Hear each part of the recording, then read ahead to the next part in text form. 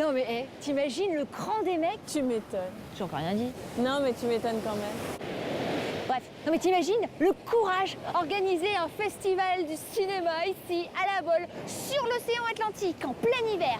Genre, leur concurrent direct, c'est quand même le Festival de Cannes, au printemps, sur la Côte d'Azur. Tu vois la différence de température? Ouais, tu dis ça, mais parfois, au Festival de Cannes, eh ben, il pleut. Alors qu'ici, à la Baule, il fait beau. Mais t'en sais rien! Peut-être qu'il pleut, mais grâce à des trucages de cinéma, on croit qu'il fait beau. Tu crois? Ah, c'est vraiment magique, le cinéma. Eh bien non, ce ne sont pas des trucages, il fait vraiment beau à la Baule pour le lancement de ce premier festival de cinéma et de musique de film. Je dis bien pour le lancement parce qu'après, ça s'est un peu gâté, en vérité. Depuis la disparition du festival d'Auxerre, plus aucun événement majeur ne fêtait le lien intime entre cinéma et musique. Alors comme la nature a horreur du vide, l'hyperactif Sam Bobino a appelé son copain Christophe Baratier, le réalisateur des choristes. Bah en fait, si tu veux, Christophe, ça a toujours été un passionné de musique. Oui. Tu vois, Christophe Baratier, c'est formation musicale, école de musique, c'est les choristes, tout ça, c'est des films de musique, Faubourg 36.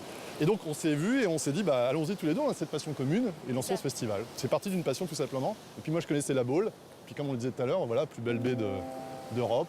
Christophe Baratier, que l'idée de ce festival taraudait déjà, a aussitôt rebondi sur la proposition de Sam. Et on est venu, on a déposé un dossier, j'ai déposé des choses et puis j'ai trouvé une oreille attentive ici à la Baule.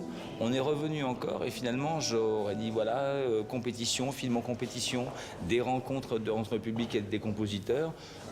Et puis un concert symphonique, un hommage à Francis Lay, Claude Lelouch qui fête 50 ans. Et on m'a dit, mais en même temps, c'est les 10 ans des choristes. Je me dis, attendez, mais quand même, c'est un peu dur quand même pour moi parce que je crée un festival et je me rends hommage tout de suite. C'est un petit peu... Dès lors, le premier festival de la Baule était né, enfin presque, pour éviter l'apocalypse maintenant. Il leur faudrait bosser comme des dingues. Normalement, un festival, c'est au moins 1 an pour bien le préparer. Mais là, on était super short, on l'a fait en 5 mois. Non mais c'est vrai. Donc si tu enlèves les grandes vacances, on l'a fait en 2 mois. Voilà. C'est des ibis qu'on dessert, Malice, c'est déjà. Oui. C'est un oiseau, c'est l'ibis. Meilleur film, meilleure musique, ibis d'or du film, ibis d'or de la musique de film.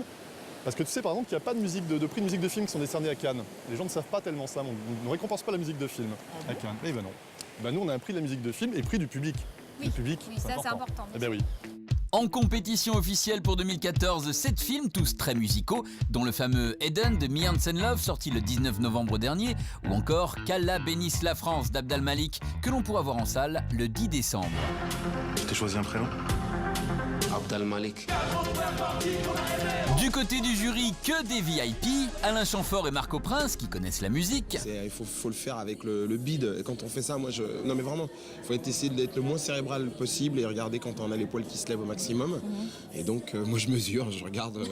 Vous avez un poilomètre. Un poilomètre, j'ai mon poilomètre. Natacha Régnier et Zoé Félix, qui en font tout un cinéma. On est plutôt assez... Je crois qu'on est plutôt assez synchrone et solidaire en l'occurrence. Mais on n'a pas terminé, on n'a pas débattu encore. Il nous reste un film tout de même. Et le vétéran Jean Becker à la présidence. Monsieur le Président, vous vous appelez comme ça. Ah comment? Enfin en ce moment c'est pas très bien vu, mais enfin allons-y.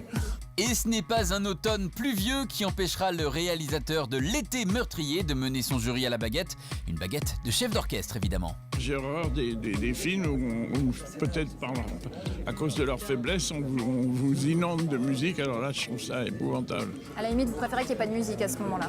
Je préfère qu'il n'y ait pas de film du tout. Voilà, après cette journée intense de projections et de rencontres, tous les festivaliers se détendent quelques instants. Tous sauf bien sûr Sandra Lou qui a encore plein de boulot pour préparer la suite de ses interviews. En même temps, on va pas se plaindre non plus.